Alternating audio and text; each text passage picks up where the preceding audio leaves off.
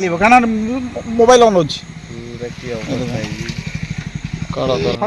ମୁଁ ଗୋଟେ ଏଇ କାଗଜଟା କାଢ଼ିଲି ମୁଁ କହିଲି କାଳେ ନମ୍ବର ଥିବ କଲ୍ କରିଦେବା ନମ୍ବର କିଛି ପାଇଲି ଏଟିଏମ୍ କାର୍ଡଟା ଦେଖିଲ ନଥିଲେ ବି ଏଇଟା ଦେଖିଥିଲେ ବି ହେଇଥାନ୍ତା ଇଏ କ'ଣ କାଗଜ ଖଣ୍ଡେ ଅଛି ଏଇ କାଗଜଟା ମୁଁ ଦେଖିଲି ସେ ମୁଁ ଜାଣିନି କ'ଣ ଅଛି ଏଟିଏମ୍ କାର୍ଡଟା ଦେଖିଲ ତମେ ଏଟିଏମ୍ କାର୍ଡଟା ଅଛି ମାନେ ଏତେ ଇଏ ବ୍ୟସ୍ତ ହେଇଲାଣି ମୋତେ ଫୋନ୍ କଲେ ମୁଁ କହିଲି ହଉ ଯାହାର ଜିନିଷ ଥିବ ସେ ନିଶ୍ଚୟ ବ୍ୟସ୍ତ ମୁଁ ସେଇଠି ଦେଇଥାନ୍ତି ମୁଁ ଏତେବାଟ ଆସିବା ଦରକାର ନଥିଲା ଜଣେ ଡାକିଲେ କି ଆପଣ ମୁଁ ଅନେଇଲି ସେଇଠି ବସଷ୍ଟାଣ୍ଡ ଦୁଇଟା ବସ୍ ଠିଆ ହେଇଥିଲା ସେଠି ମୁଁ ଡାକିନି ମୋତେ କିନ୍ତୁ ଓମ୍ପି କତିରେ ଜଣେ କିଏ ଡାକିଲେ ମୁଁ ଯେତେବେଳେ ଟିକେ ଜଷ୍ଟ ଆଗକୁ ପଳେଇଯାଇଛି ହାତ ମାରିଲା ବେଳକୁ ପକେଟରେ ମୋବାଇଲ ଏଇଟା ଆପଣଙ୍କ ନମ୍ବରଟା ଠିକ୍ ଠାକ୍ ତ ଆପଣଙ୍କ ନାଁଟା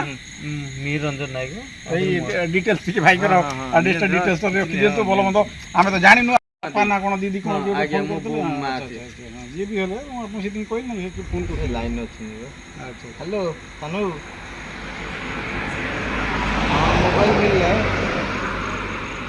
ମୋବାଇଲ ନା ଏଟିଏମ୍ ମିଳିଲା ସବୁ କହିଦିଅ 600-700 ଟଙ୍କା ଖର୍ଚ୍ଚ କରିବେ ଦେଇଛନ୍ତି ବହୁତ ବହୁତ ଧନ୍ୟବାଦ ନା ଆପଣ ଯାଇଥିଲି ଶାଶୁ ମାଙ୍କ ଦେହ ଖରାପ ଥିଲା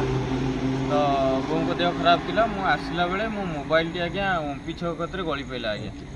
ଗଳି ପଡ଼ିଲା ଫଳରେ ସେ ଭାଇ ଜଣକ ସୋମପୁରରେ ଜଣେ ଭାଇ ରାତି ରାଜୁ ଭାଇ ଜଣେ ଆସି ମୋବାଇଲ ପାଇଲେ ମୋର ଆଜ୍ଞା ଆଉ ସେ ମୋ କତିକି କଲ୍ କରିଥିବାରୁ ମୁଁ ମୋବାଇଲ ପାଇଲି ଆଉ